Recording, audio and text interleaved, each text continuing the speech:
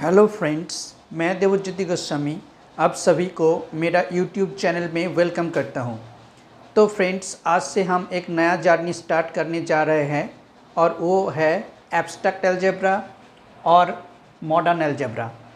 तो देखिए, ये एब्स्ट्रैक्ट अलजेब्रा का पहला जो टॉपिक है वो है सेट्स। तो हमने टोपोलॉजी में सेट्स के बारे में डिस्कस किया था।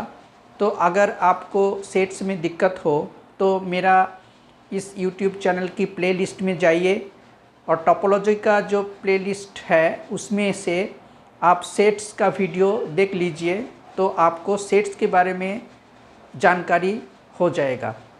अब आइए हम आज सेट्स की बात जो है रिलेशन, इस रिलेशन के बारे में आज हम डिस्कस करेंगे और इस रिलेशन का डेफिनेशन आज हम डिस्कस करेंगे।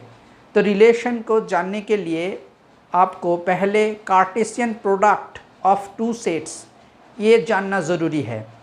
तो पहले हम कार्टेशियन प्रोडक्ट क्या है टू सेट्स का ये हम जान लेते हैं। तो आइए फ्रेंड्स, आज का जर्नी हम स्टार्ट करते हैं। तो Cartesian product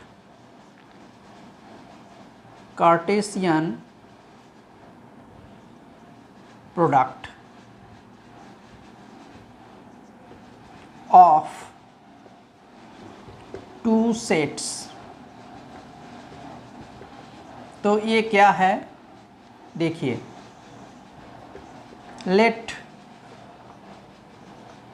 x and y be two sets, then the Cartesian product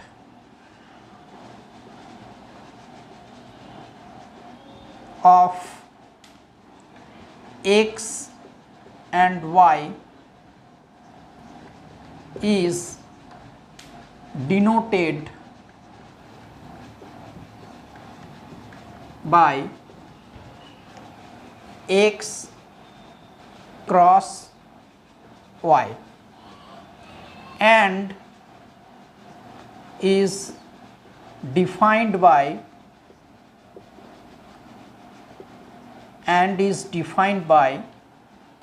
x cross y is equal to AB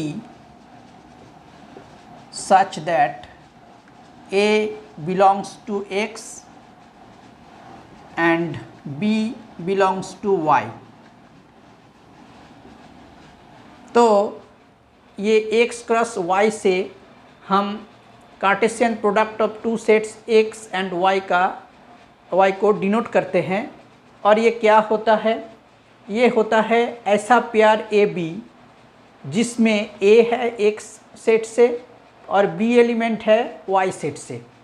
तो इसको हम Cartesian product of x and y कहेंगे। तो देखिए, एक एग्जांपल से हम ये क्या है ये देख लेते हैं। लेट x एक सेट हम ले लेते हैं ऐसे 2, 3, 4 और y हम लेते हैं 5, 6। तो x क्रॉस y क्या होगा, x क्रॉस y ये क्या होगा, इसका एक एलिमेंट और इसका एक एलिमेंट, इसका पहला एलिमेंट x से लिया जाएगा और दूसरा एलिमेंट y से। तो 2, 5 एक पेयर होगा, इसमें 2, 6 होगा, फिर 3 से 3, 5, 3, 6, फिर 4 से स्टार्ट करेंगे, 4, 5 और 4, 6। तो 1, 2, 3, 4, 5, 6 टोटल 6 एलिमेंट्स आ गया x क्रॉस y में, और ये एलिमेंट्स ये सब है। देखिए x क्रॉस y और y क्रॉस x सेम नहीं है। क्यों सेम नहीं है? क्योंकि आप यहाँ पर y क्रॉस x देखिए, y क्रॉस x ये क्या है? ये y से स्टार्ट होगा, फिर पहला एलिमेंट y का होगा ईच पेयर में और दूसरा एलिमेंट x का होगा। तो क्या होगा? 5 2, फिर 5 3, 5 4 प्लस फिर 6 2, 6 3 और 6 4। तो देखिए ये जो दो सेट्स है इसमें कोई भी कॉमन एलिमेंट नहीं है। 2 5 और 5 2 तो इक्वल नहीं है। अगर इस दोनों सेट्स में कोई कॉमन एलिमेंट रहता तो वो एलिमेंट ये x क्रॉस y और y क्रॉस x में भी आता, लेकिन यहाँ पर नहीं है, इसलिए यहाँ पर नहीं आएगा। तो हम कुछ प्रॉपर्टीज़ इस Cartesian product of two sets का कुछ प्रॉपर्टीज़ हम देख लेते हैं जो हमको बाद में यूज़ करना पड़ेगा। तो अभी से वहाँ वो हम देख लेते हैं। तो आइए, properties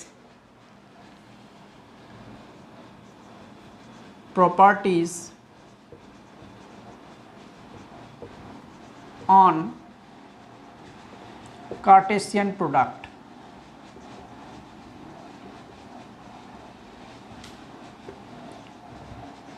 Properties on Cartesian product of two sets।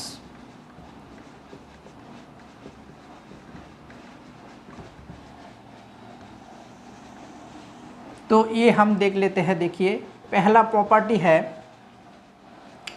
कि अगर x cross y is not equal to y cross x है तो it implies x not equal to y, where x is not equal to 5 and y is not equal to 5। तो अगर x और y दो non empty set हो तो x cross y is not equal to y cross x, ये imply करेगा x is not equal to y। क्योंकि हमने पहले जो एग्ज़ाम्पल देखा इससे पहले, उस एग्ज़ाम्पल से हमने देखा था कि x क्रॉस y और y क्रॉस x में कोई भी कॉमन एलिमेंट नहीं था और x और y भी इक्वल नहीं था। तो ये रिज़ल्ट कॉन्वर्सली ट्रू होगा। तो ये अगर x not equals to y होगा तो भी x cross y is not equal to y cross x होगा। तो it implies and implied by both sided true होगा ये रिज़ल्ट। तो देखिए अब हम दूसरा प्रॉपर्टी करते हैं। तो अगर x इंटरसेक्शन y ये फाई होता है, ये अगर एम्प्टी हो जाता है तो इट इम्प्लाइज क्या है कि x cross y intersection y cross x ये भी फाई होगा, ये भी फाई होगा। अगर देखिए x cross y, x intersection y मतलब x और y ये दोनों सेट्स का कोई कॉमन एलिमेंट अगर नहीं है, अगर x इंटरसेक्शन y फाई है, एम्प्टी सेट है, तो x से y को आप प्रोडक्ट लेंगे, क्रॉस प्रोडक्ट मतलब कार्टेशियन प्रोडक्ट, और y और x का कार्टेशियन प्रोडक्ट लेंगे और उन दोनों का इंटरसेक्शन लेंगे तो भी फाई होगा। क्योंकि इससे पहले जो एग्जाम्पल था हमने किया था, वहाँ पर देखिए x इंटरसेक्शन y क्या था, फाई था, और x cross y intersection y cross x भी फाई था, क्योंकि x क्रॉस y और y क्रॉस x में कोई भी कॉमन एलिमेंट नहीं था। तो वो एग्जाम्पल से ये भी वेरीफाई हो रहा है कि ये प्रॉपर्टी ट्रू है। अब देखिए कार्डिनलिटी ऑफ x क्रॉस और x इंटरसेक्शन y, इसके पहले cardinality of Cartesian product of two sets क्या होता है वो हम डिस्कस कर लेते हैं। तो देखिए कार्डिनलिटी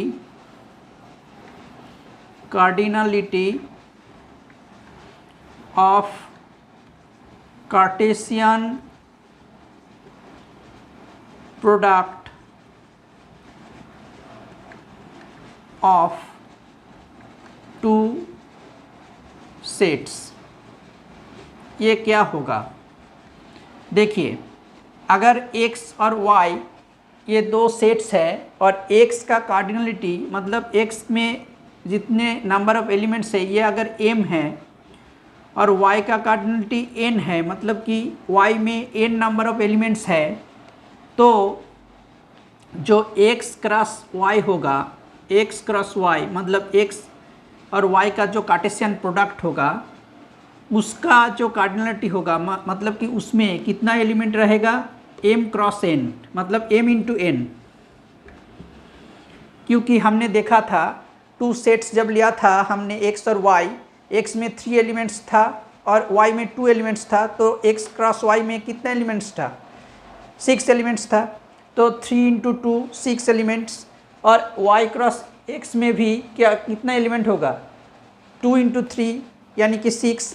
तो ये अगर क्रॉस मतलब कि कार्टेशियन प्रोडक्ट हम दो सेट्स का लेते हैं तो ईच सेट में जितना एलिमेंट्स रहता है वो टोटल नंबर ऑफ एलिमेंट्स का जो मल्टीप्लिकेशन होगा वही वो कार्टेशियन प्रोडक्ट का कार्डिनलिटी होगा, या कार्टेशियन प्रोडक्ट का जो सेट्स है उसमें उतनी नंबर ऑफ एलिमेंट्स रहेगा। तो देखिए अगर इसका कार्डिनलिटी x इंटरसेक्शन y, इसका कार्डिनलिटी r होता है, मतलब कि x इंटरसेक्शन y में अगर r एलिमेंट्स रहता है, यानी कि x और y के बीच में कॉमन एलिमेंट्स अगर r रहता है, तो क्या होगा कि cardinality of x cross y intersection y cross x, इसका कार्डिनलिटी क्या होगा, ये हो जाएगा r²। क्यों होगा, देखिए x में और y में r एलिमेंट कॉमन है, तो x क्रॉस y में कितना एलिमेंट होगा, इसमें r है इसमें r है, तो r into r m into m, तो r इंटू r मतलब r² कॉमन एलिमेंट होगा। और इसका जो कॉमन एलिमेंट है इसका भी एक सेम एलिमेंट होगा, क्योंकि x क्रॉस y और y क्रॉस x में भी तो कॉमन एलिमेंट रहेगा, क्योंकि x और y में वो सेम एलिमेंट है। तो इसका r² और इसका r² जो एलिमेंट है वो कॉमन एलिमेंट है, तो इंटरसेक्शन में भी r² कॉमन एलिमेंट आ जाएगा, तो ये रिज़ल्ट ट्रू हो जाएगा। अब आइए फोर्थ रिज़ल्ट हम करते हैं। तो देखिए if either x is equal to phi or y is equal to phi, then x cross y is equal to phi and y cross x is equal to phi। मतलब क्या, मतलब x और y इसमें कोई भी एक empty set हो जाता है तो उसका जो कार्टेशियन प्रोडक्ट आएगा वो एम्प्टी सेट आएगा। तो ये 4 रिज़ल्ट जो है ये बहुत ही इम्पॉर्टेंट रिज़ल्ट है, ये बाद में जब हम प्रॉब्लम्स करेंगे या थ्योरम्स करेंगे तब ये काम आएगा। तो आइए अब हम सेट्स को डिफाइन, रिलेशन को डिफाइन करते हैं कि रिलेशन क्या होता है। तो व्हाट इज़ कॉल्ड रिलेशन। तो आइए हम रिलेशन को डिफाइन करते हैं। तो रिलेशन क्या है? Relation a relation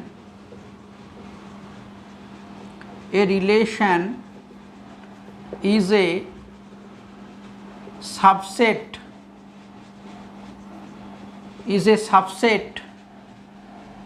of x cross y। x और y टू अगर सेट्स हो तो वो उसका जो कार्टेशियन प्रोडक्ट है उसका सबसेट होगा relation. A relation is a subset of x cross y and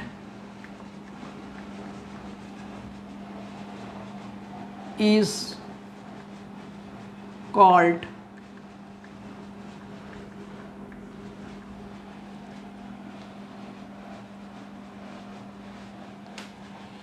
there exists a relation from x to y where x and y are two sets। तो रिलेशन क्या है? A relation is a subset of the Cartesian product x cross y and is called and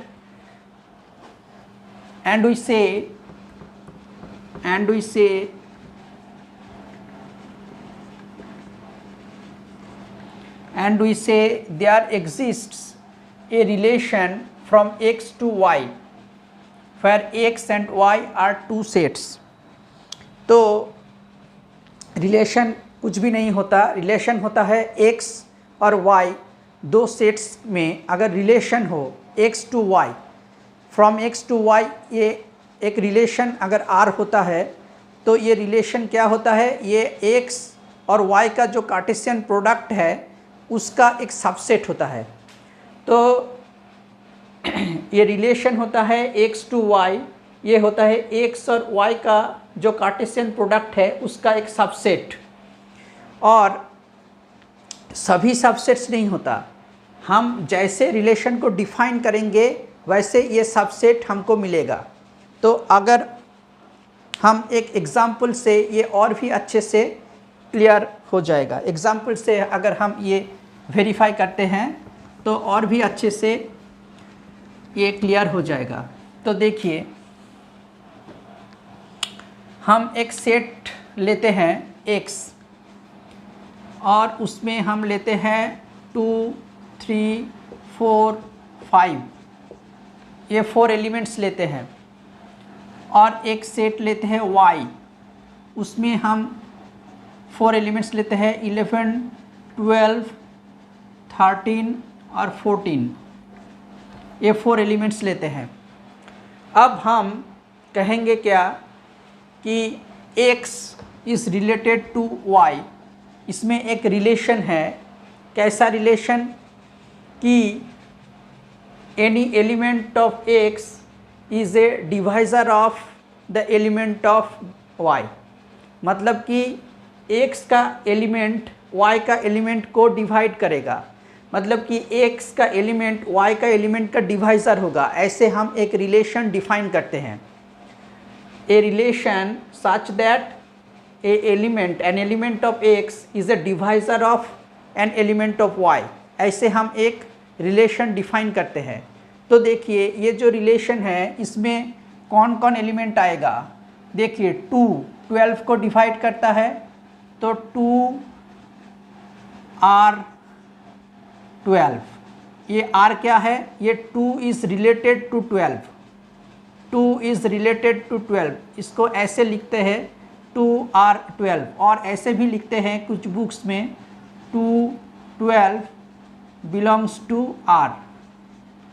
मतलब ये r है relation, ये relation को हम R से डिनोट करते हैं, तो 2 12 बिलोंग्स टू R ऐसे भी लिखते हैं, और 2 is related to R, 2 is related to 12। अब देखिए 2 14 को भी डिवाइड करेगा, तो 2 इज़ रिलेटेड टू 14। अब देखिए 3 12 को डिवाइड करेगा, तो 3 इज़ रिलेटेड टू 12। अब देखिए 4 12 को डिवाइड करेगा, तो 4 इज़ रिलेटेड टू 12। और कोई नंबर x का y का कोई नंबर को डिवाइड नहीं करेगा। तो ये 4 रिलेशन, मतलब कि जो रिलेशन है उसमें ये 4 एलिमेंट्स मिलेगा। तो जो रिलेशन हमने डिफाइन किया उसमें इस 4 एलिमेंट को हम लिखेंगे। 3 11 को डिवाइड करेगा क्या? नहीं करेगा। तो 3 इज़ नॉट रिलेटेड टू 11। और ऐसे भी लिखते हैं कि 3 11 does not belong to R, ऐसे भी लिखते हैं। मतलब 3 इज़ नॉट रिलेटेड टू 11, मतलब 3 ये 11 से रिलेटेड नहीं है। जो रिलेशन हमने डिफाइन किया उस रिलेशन में ये नहीं है। तो देखिए 3 11 जो है ये 3 11 जो है ये x क्रॉस y में है, x क्रॉस y में है, मतलब x और y का जो कार्टेशियन प्रोडक्ट है उसमें ये है, लेकिन वो ये इस रिलेशन में नहीं है। तो इस रिलेशन में कौन कौन है? तो 2 12, ये R में कौन कौन है? 2 12, 2 14, 3 12 और 4 14। ये 4 एलिमेंट्स ये R रिलेशन में है।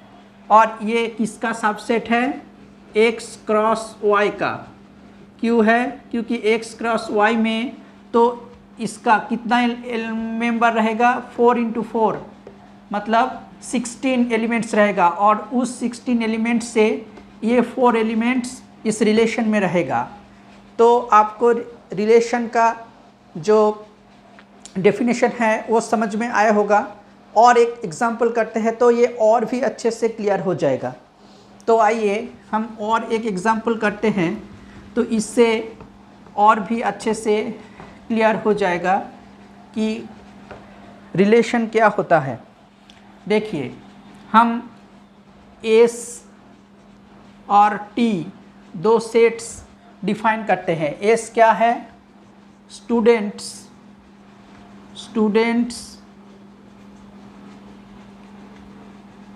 ऑफ योर कॉलेज, आपका कॉलेज का सभी स्टूडेंट्स